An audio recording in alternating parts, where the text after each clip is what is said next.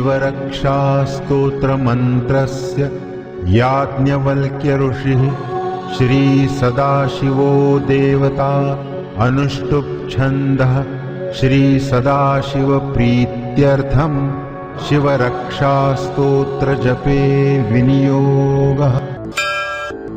चरितं देवदेवस्य महादेवस्य पावनम् अपारं परमोदारं महादेवस्य पावनम्।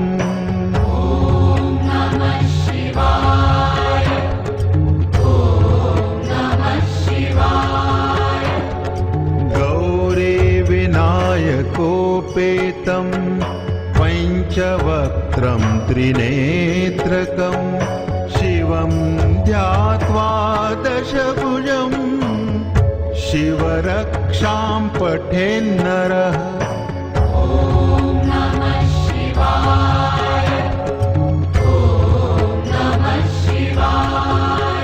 गङ्गाधरः शिरः पातु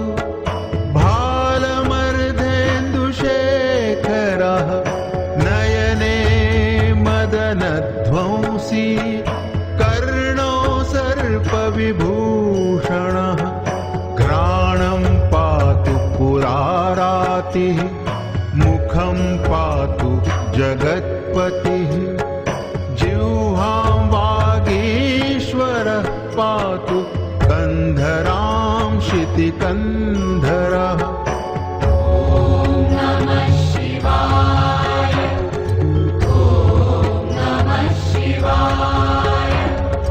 श्रीकण्ठः पातु मे कण्ठं स्कन्धौ विश्वधुरन्धरः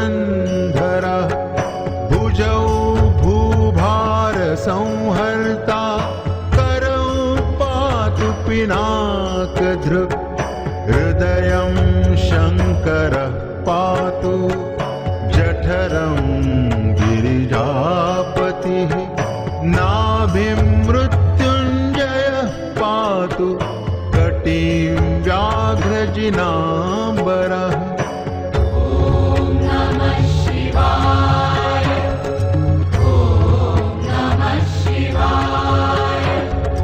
सख्थिनी पातु दीनार्त शरणागतवत्सलः गुरु महेश्वरः पातु जानुनी जगदीश्वरः जङ्घे पातु जगत्कर्ता गुल्फौ पातु गणाधिपः चरणौ करुणासिन्धुः सर्वाङ्गानि सदाशिवः।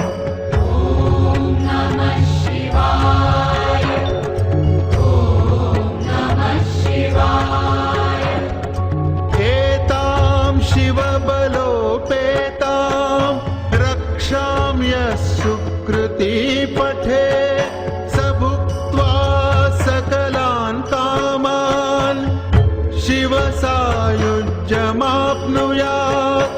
ग्रहभूतपिशाचाद्याः त्रैलोक्ये विचरन्